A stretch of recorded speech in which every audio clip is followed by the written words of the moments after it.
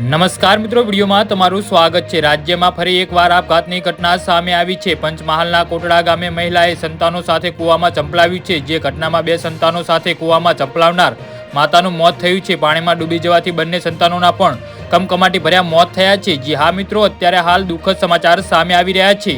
કોટડા ગામના નિશાનના ફળિયામાં રહેતી પરિણીતાએ આપઘાત કરી લેતા સમગ્ર પંથકમાં શોકનું મોજું ફરી વળ્યું છે। ઉલ્લેખનીય છે કે બે સંતાનો સાથે મહિલાની ગઈકાલે સાંજેથી શોધખોળ ચાલી રહી હતી। પોલીસે મૃતદેહોને પોસ્ટમોર્ટમ માટે મોકલીને વધુ તપાસ હાથ ધરી છે।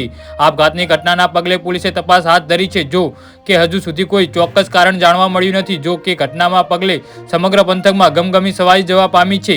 બંને બાળકો સાથે માતાએ કૂવામાં મોતની છલાંગ પાછળનું કારણ શોધવા પોલીસે તપાસ તેજ કરી છે।